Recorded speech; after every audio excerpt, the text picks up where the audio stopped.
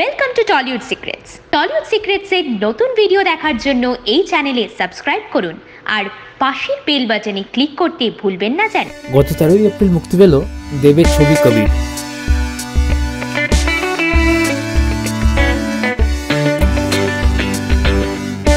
Release হওয়া দুদিনের মধ্যেই ছবিটি দর্শকের মনে বিপুল পরিমাণে সাড়া জাগিয়েছে।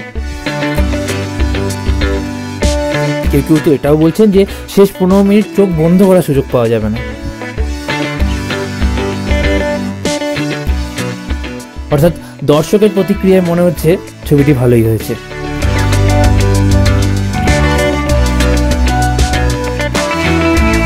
একটু দেখে নি যে এই কবির গত 3 দিনে কেমন বক্স অফিস কালেকশন করলো।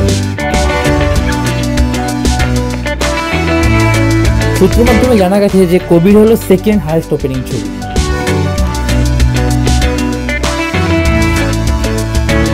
মুক্তির দিনই অর্থাৎ 13 এপ্রিল এই ছবি 1,02,00,000 টাকা কামিয়েছে। এর আগে ফার্স্ট হাইয়েস্ট ওপেনিং ছবি ছিল আমাজন অভিযান, যেটি মুক্তির দিন 2 কোটি টাকা কামিয়েছিল।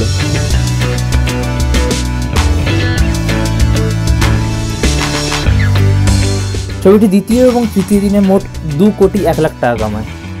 অর্থাৎ সব মিলিয়ে কবির ছবির মোট কালেকশন 3,03,00,000।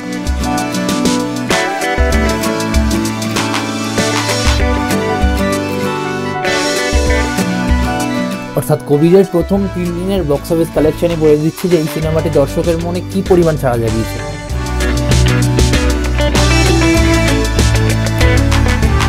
এদিকে IMDbও কবিরকে 10-এর মধ্যে 8.5 রেটিং দিয়েছে।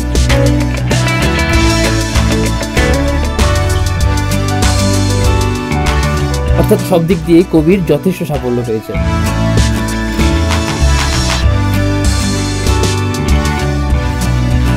এবার দেখা যাক আগামী দিনে কবিরের কালেকশন শেষ পর্যন্ত কত এগিয়ে দাঁড়ায়।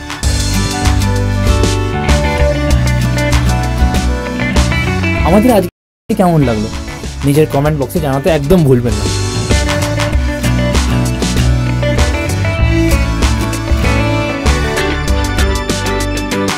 আর এই ভিডিওটি অবশ্যই লাইক করবেন, শেয়ার করবেন এবং আমাদের চ্যানেলটি সাবস্ক্রাইব করবেন।